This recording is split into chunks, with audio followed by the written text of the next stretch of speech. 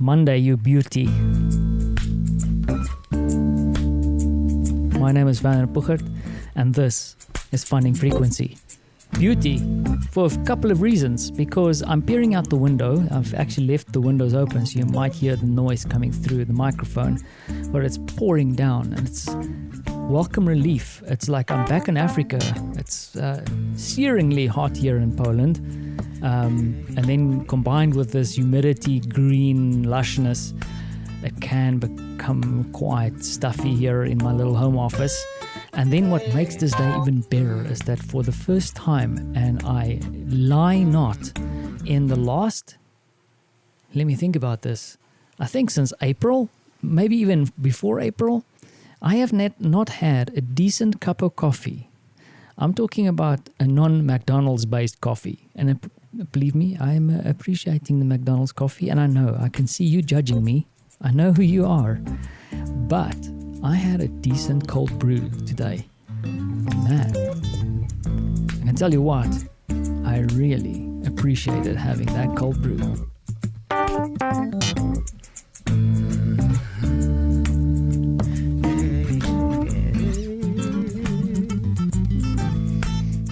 I am Justin. I'm 46 years old.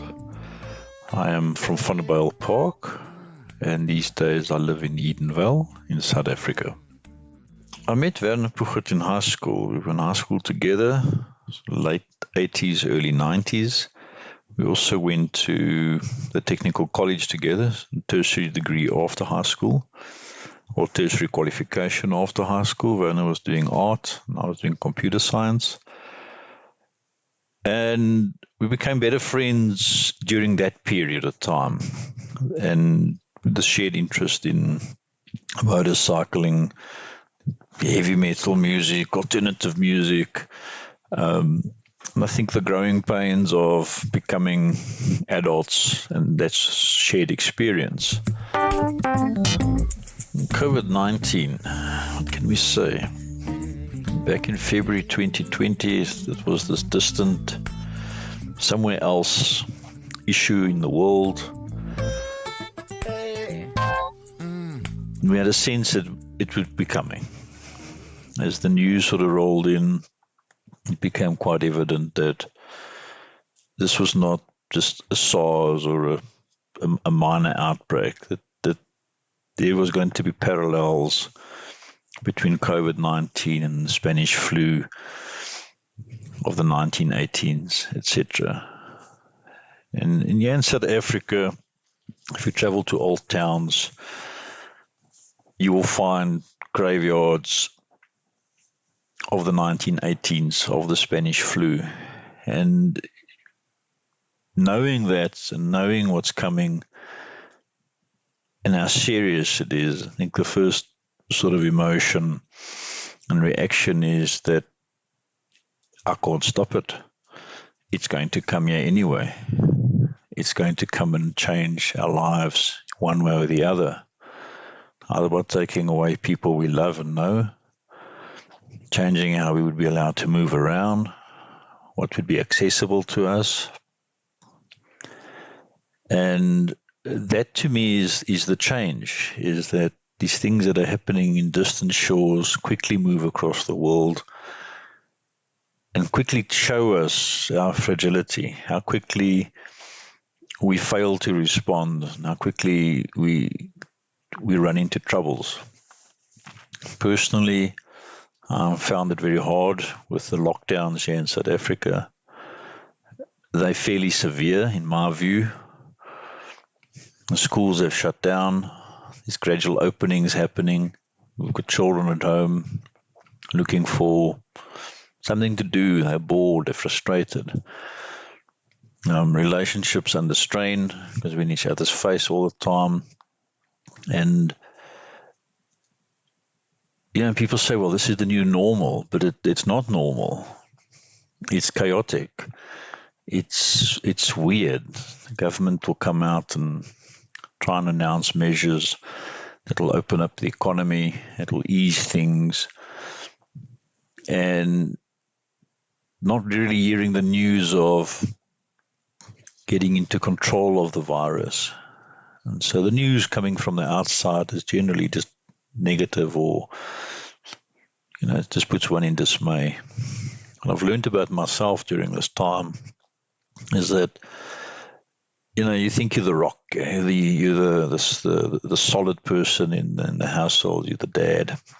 You can sort of take up the strains and the stresses of the world and ease it to your children, and it's actually the other way around. They are more adaptable. They have found means and ways of reaching out to their friends, voice calls, video calls, chat sessions, and they have adopted the new normal faster than me as an adult. I don't think anything is lost yet. I don't think we are at serious risk at this point in time with our own family. But still, the changes: work from home, travel less, speak less to other people, have very little face-to-face communication with others. It's perpetual wearing of masks. We don't know if people are smiling, are they grinning. The facial expressions are cut in half, into a quarter, into a third. We're just not making that contact. And as the lockdowns ease, things return to a state prior to, say now, March in South Africa, there are many businesses that are just gone. There's a great impact, there's a great economic impact, and that's quite a scary thing. There's places we could take the kids that just no longer exist; they're closed down. And so that reality of world change is with us every day, and we will adapt. That is, we have no choice.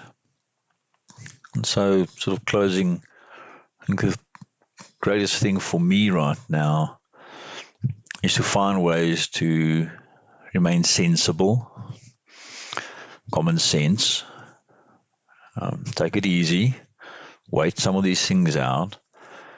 And if there is spare time, I've gone to exercise. I've got a gym here at the home,